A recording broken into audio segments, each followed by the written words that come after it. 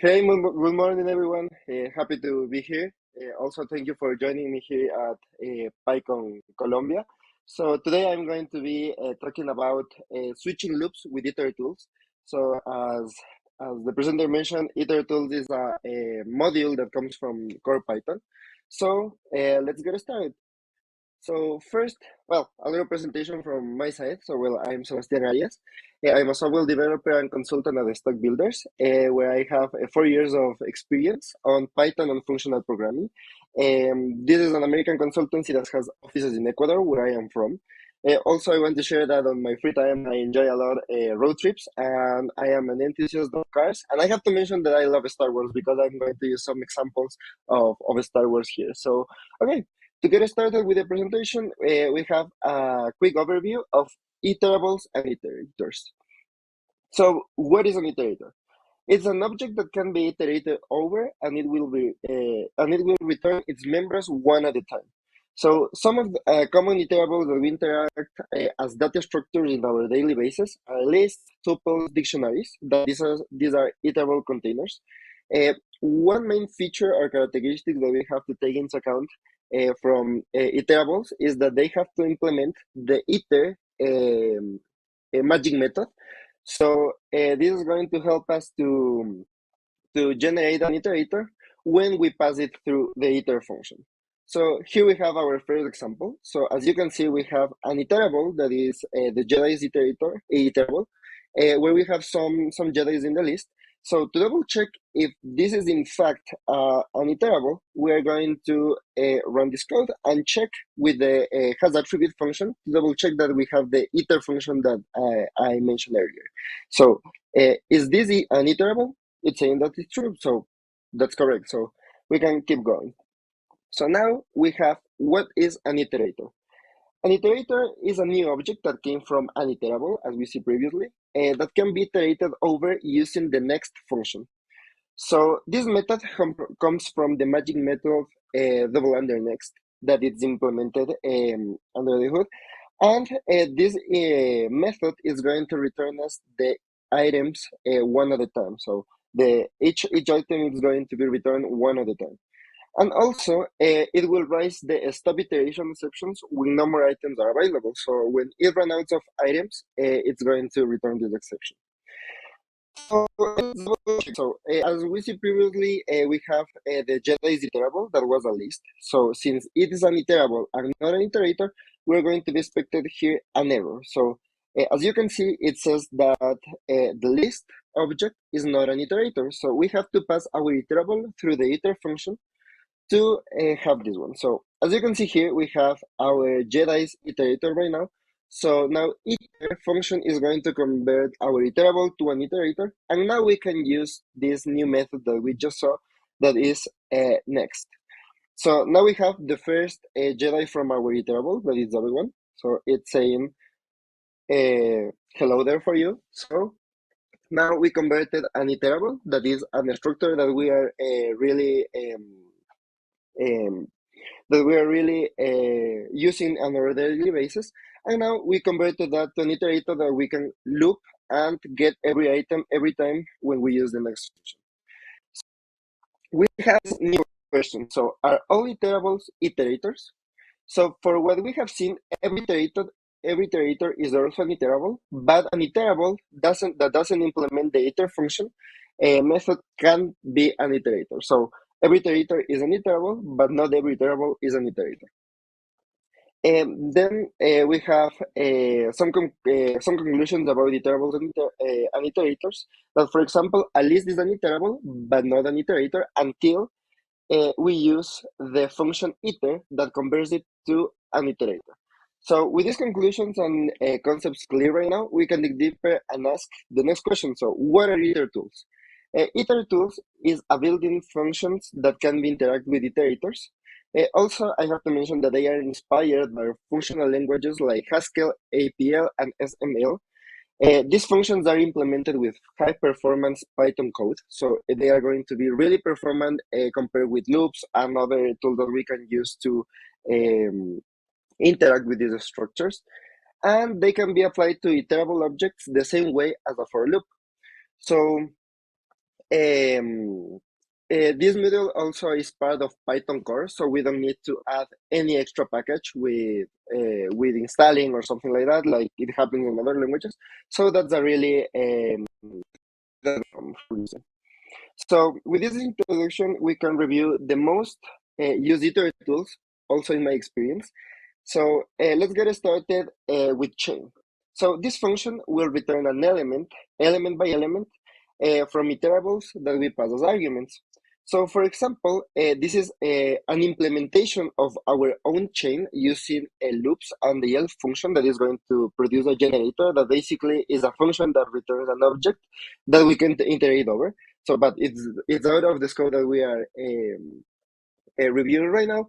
But as you can see, we have nested loops to receive multiple iterators and multiple iterables, and we are going to be yielding every element. So for example, if we want to use this function that we implemented by ourselves, we can pass multiple iterables, like strings that are iterables, and we are going to have every character yield that when we use the next function. So if we run this, as you can see, we are going to receive each element at a time. But it's of using or maybe hard to maintain in future. We have multiple things happening inside our function. But let's see what happens with our the implementation of itertools chain. So as you can see, out of the box, we can just import the chain module, and it's going to work the same way. So that's pretty much it with the improvement of chains function.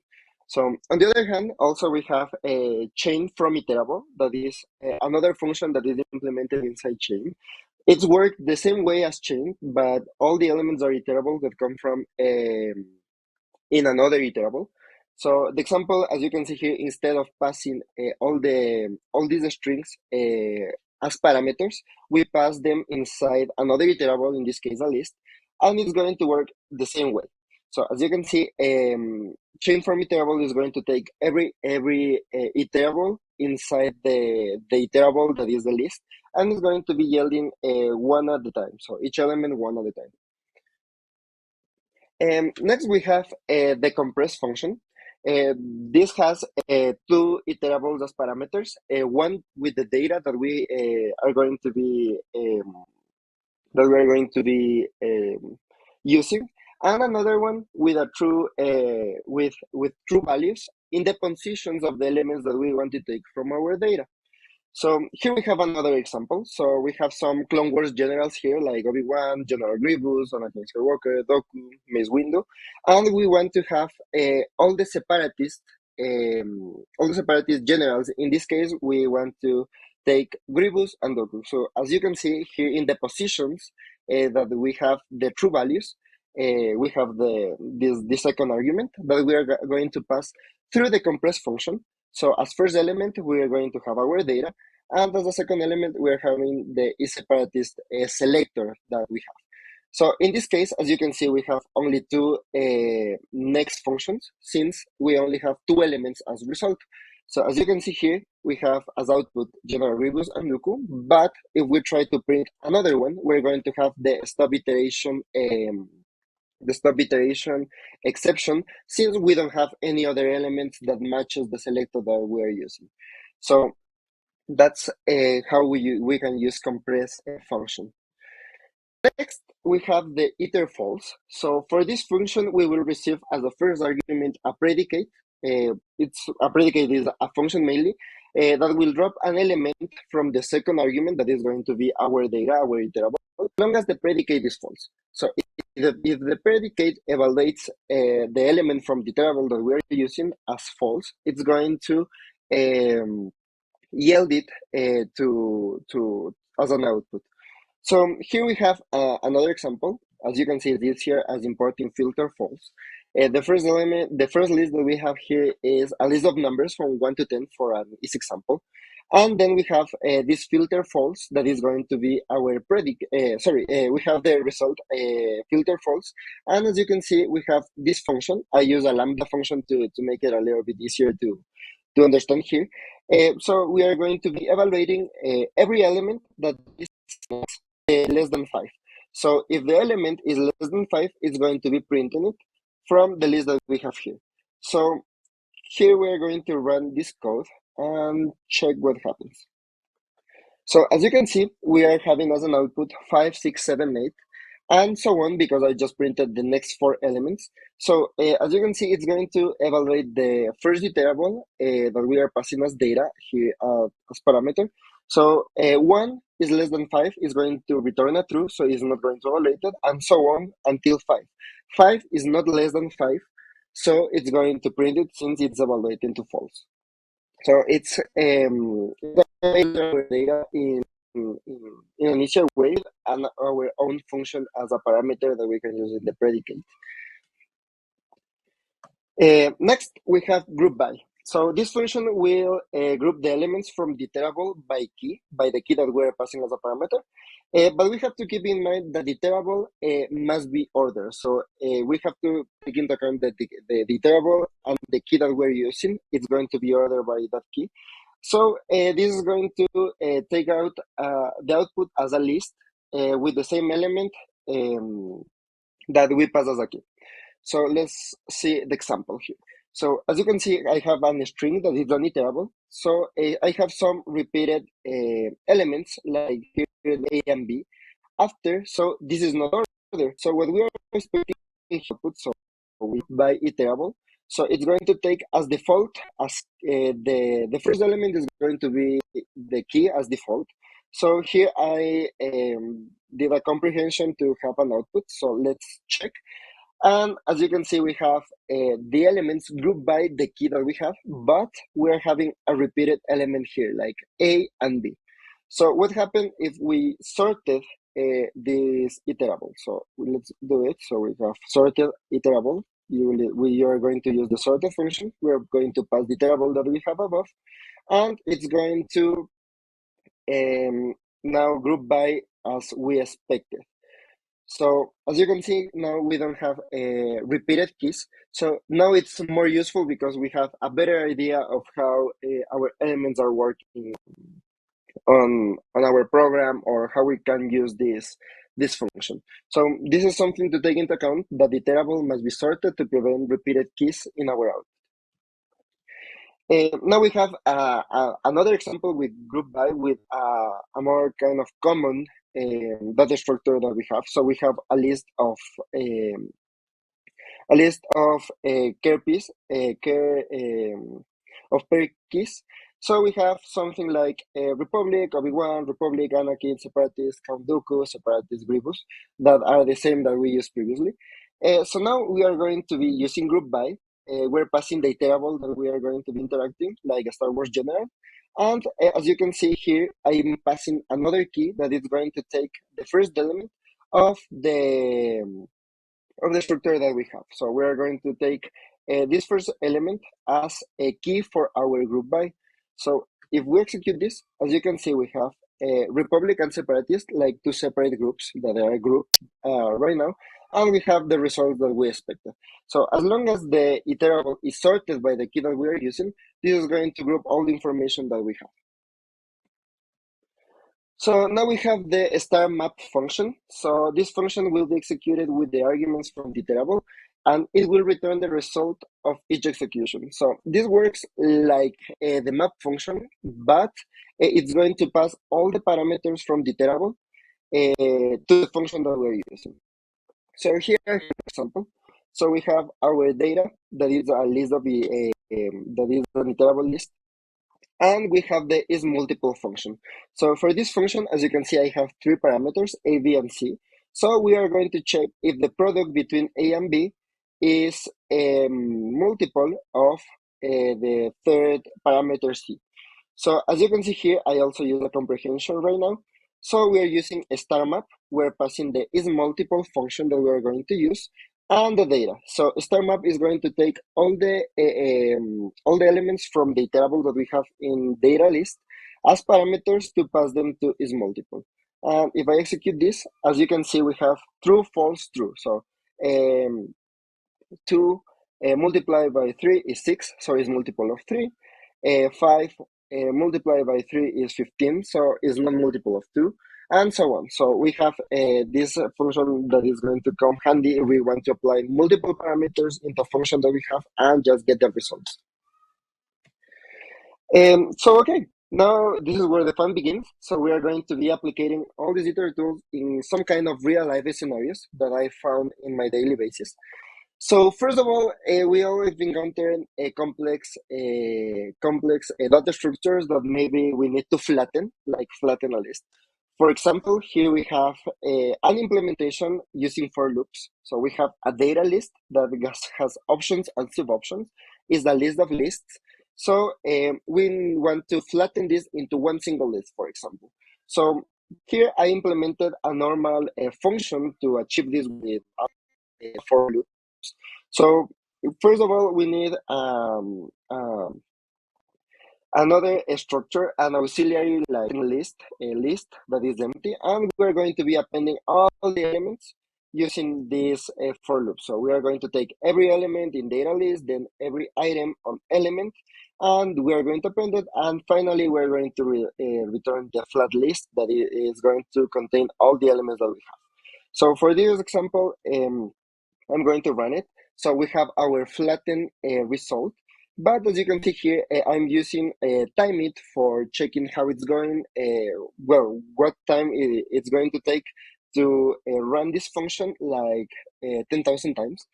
So as you can see, it's going to take us 0.01 seconds, that it's almost nothing. But imagine this with a more complex data list or a structure that we have. And also imagine trying to test all of it here. And also trying to edit this function itself. Since we have some mutation, also we have some nested loops. It's going to be hard to maintain through time. So it's going to be complex also to understand for someone that is coming to our project. So we have to take those into account. So let's jump to the second version of our flattened list function. Here we have the flattened list like a comprehension. It's more readable, so we can see like for element in data list, we're going to be looping the item in element, and we're going to return the item. So this first approach is non-mutating, that it's a good improvement, and also is a little bit shorter and easier to understand. But let's run it again and check the results. Okay, we have some improvements. Instead of 0.01 seconds, we have 0.008 seconds of execution for the same amount of executions. So it's a good improvement in every way, but we can do it better. So let's turn this into a one-liner. So as you can see here, we have our flatten list function, but with itertools. So we're importing chain, and we are returning a list of the chain elements that we have. Instead, the for loops that are going to be looping from the iterable and then the items inside the iterable and returning the result, we're just using chain, also a star chain, as we have a list of lists. Also, we can use a chain from iterable, but let's run this. So as you can see, we have an improvement in readability, in understanding of the function, and we basically turn all this big function into a one-liner that is going to execute faster than our approach that we use first and second using for loops and comprehension.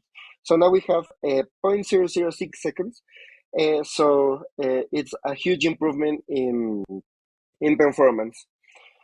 So now we have another example that I came across in my experience on a daily basis. It's casting data. Casting data, sometimes it's going to be easier and sometimes it's going to be stressful depending on the structure that we're managing.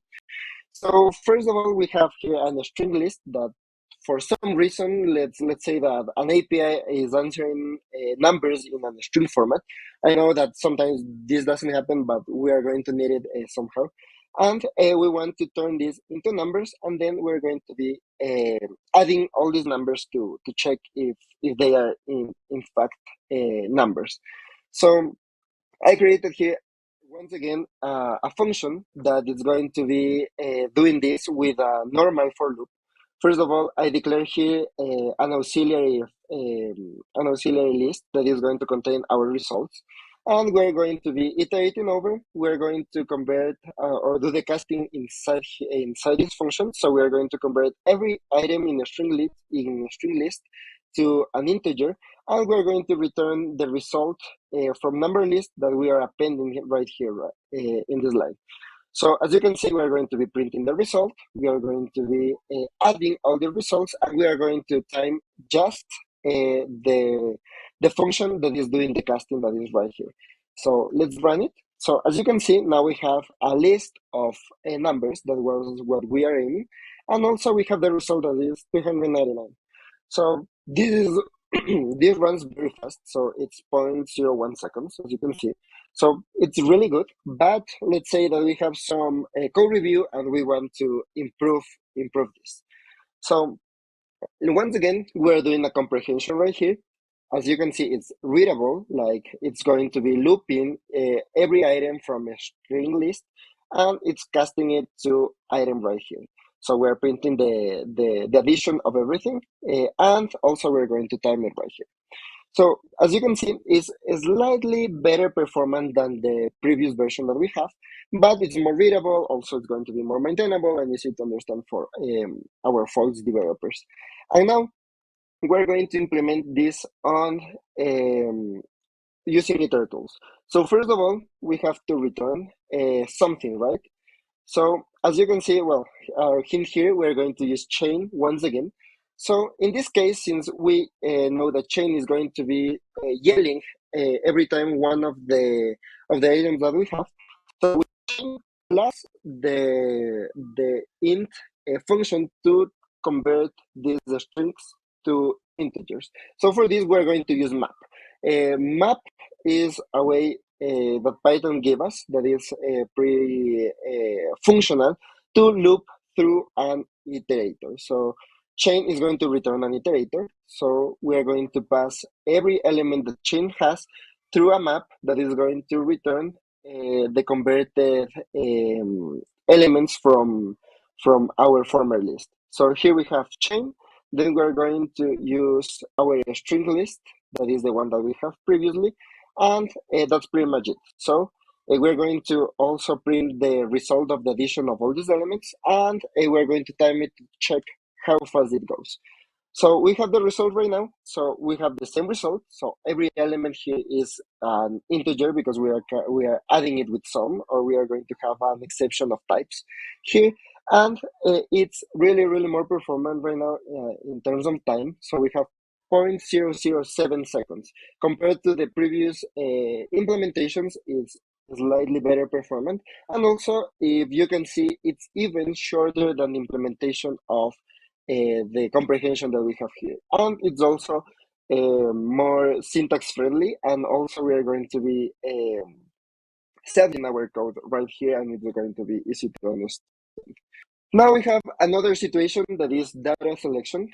I think that we all have interacted with information that we need to select, like, I don't know, in this case I came here with car models. So we have a car that is a conventional car that uses fuel for the motor. We have a Tesla that is an electric car. Also we have a Mercedes AMG that is, and we have a Toyota Supra that is a conventional model.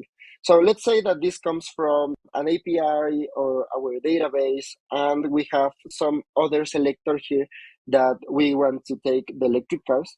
And this comes from another source of truth in our database that is going to tell us which one is electric and which is not electric. So here's an implementation, a conventional implementation. Okay, so there we go. Hopefully, we see this about data selection. So here in data selection, we have these car models, as I was mentioning previously. We have a conventional car that is powered by fuel, and another one that is powered by fuel. And also we have two electric cars right here. So let's say that this came from one source of truth that we have, and we have an electric car selector that is going to give us the truthy and falsy values that come from another source of truth that has this information about electric and fuel powered cars. So as a normal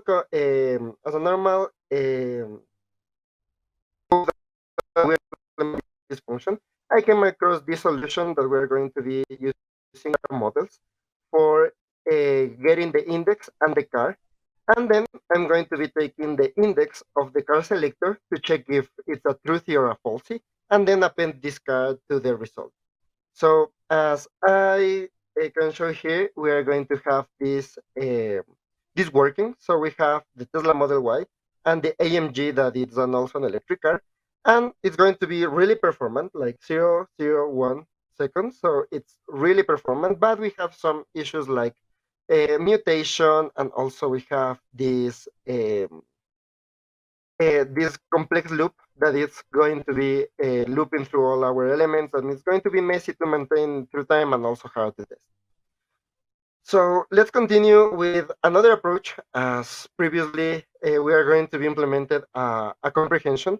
So this comprehension has the same work like the previous one. So we're going to use the index, and also we're going to be using this if function, this if a clause to double check that the selector is true or false, and then appending the car. And as a result, we have almost the same result in terms of performance, but it's going to be really faster it's going to be really easy to read, and uh, almost easier to understand because it's almost a one-liner. But let's do this with our itertools. So first of all, as you can see, we're going to be using the compressed function. So for this, we're going to be returning the output of compress.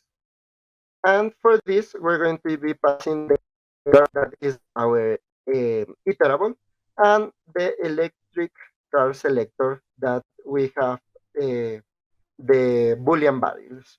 As you can see, we're having a one-liner that is going to be doing the same work as our previous functions, but it's more performant than our previous approaches. So we have 0.0004 seconds, and we're having the same output.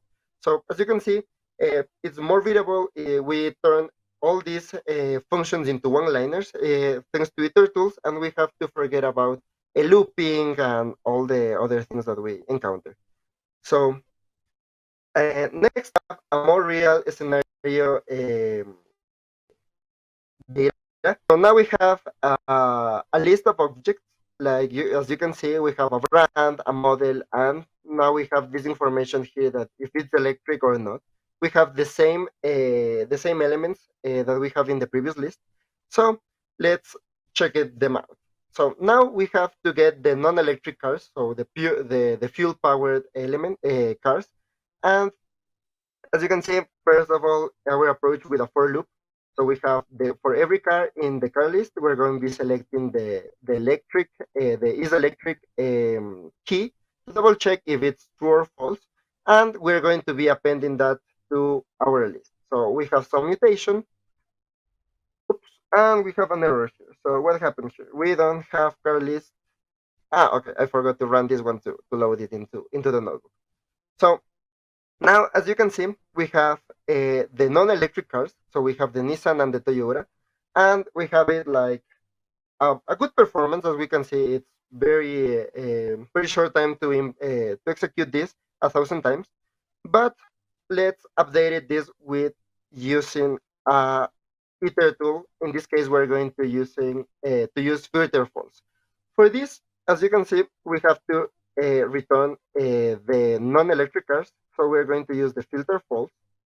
So for this, I'm going to use as the first parameter that is going to be the one that filters this function that is basically the same that we have in the if clause. So we're going to check if the car is electric, and we're going to pass our cars list. And let's see. Oops, I have a typo.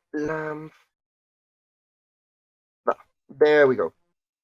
Oh, another typo. What happened here? That this happens when we have live coding. So let me see what's the error. There's is another typo. What's happening with me to this day? So as you can see, fixing all the typos, we have a more performant code. So we are having 0.004 seconds, and we have the same result. Also, is a one-liner. So we forgot about using this kind of imperative way of thinking. Instead, we're using some more functional approach. We have data grouping. So for grouping, we have this list of pets. In this case, we have some breeds like Akira, German Shepherd, and Golden Retriever that we're going to be using right now for grouping this data. Let's say that we want to check how many German Shepherds we have in our list.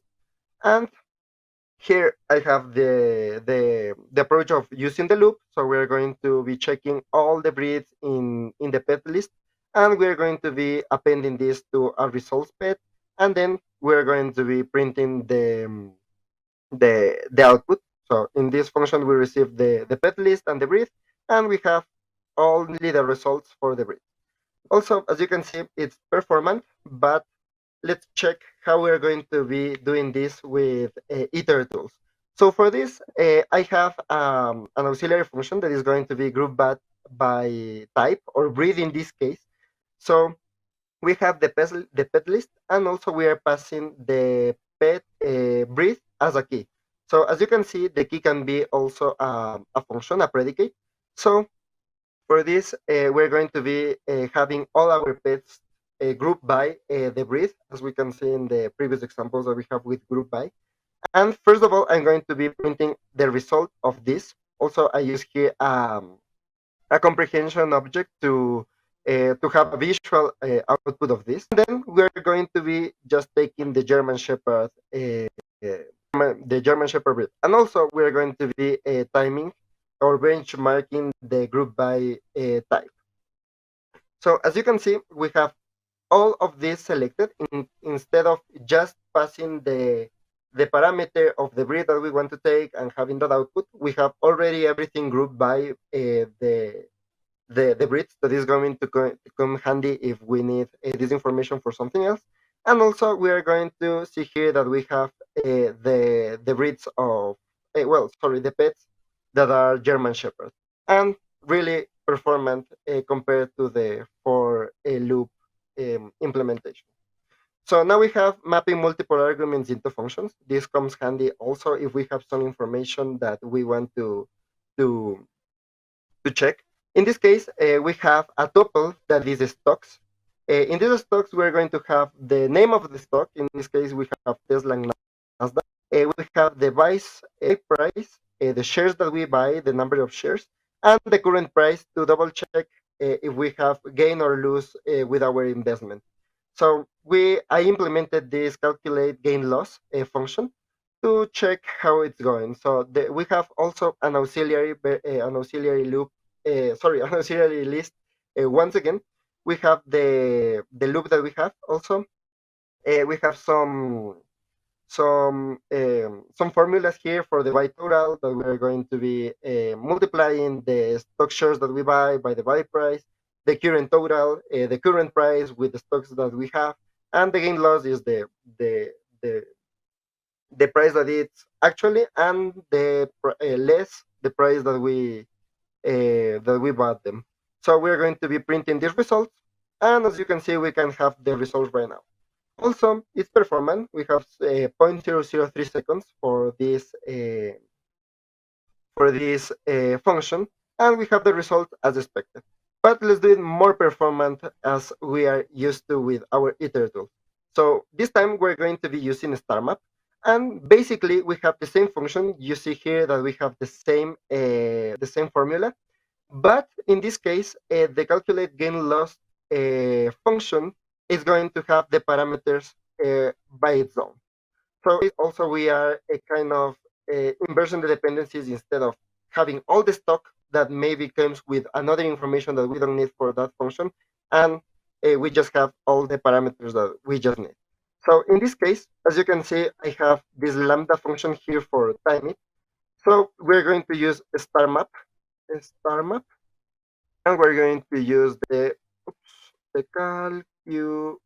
calculate gain loss it that is the it that is our function, and we're going to use the stocks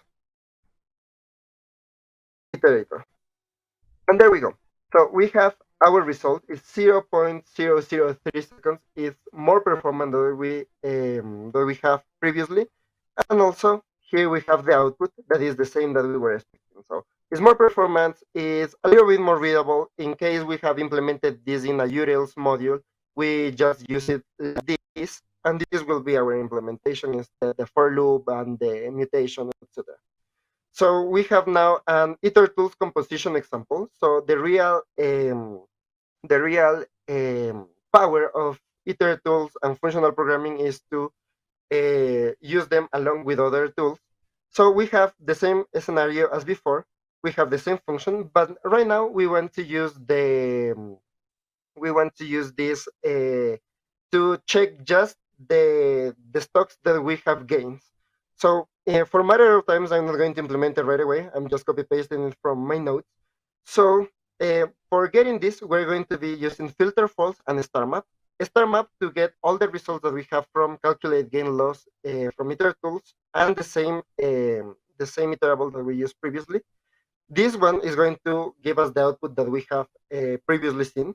And filter false is going to take this as an input for this predicate that is going to check that the price that was the second element that we have in our output is less than 0. So remember that filter false is going to be outputting when this predicate is false. So let's check this out. Yeah, and we have the result. So let's see some advantages of itertools. So first of all, we have fast memory, efficient functions for iterators. We can use them alone or in composition, as we see in the previous example. And the code is more legible than the loops that we are normally using. Also, we have some disadvantages that is getting familiar with them and how we use them. So we have to have some knowledge of these functions, and we have to understand what is an iterable and iterator. So some conclusions that we can have from this is that we can solve any complex loop approach into one-liners. That is pretty awesome. Also, we can switch our mindset from imperative to declarative programming. So we also apply functional programming. We think in a functional way instead of doing something imperative. And we have no side effects or unexpected behavioral mutation inside the variables of the loop. So that's pretty awesome for testing. So thank you very much, everyone, for being here with. I hope you learned something new from itertools, and also I'm very sorry for the connection issue that I had. So I hope that you can take the most out of it. I'm going to be around the Gutter Town, and also feel free to contact me and to leave a message. I'll be glad to be talking to you all. So thank you very much.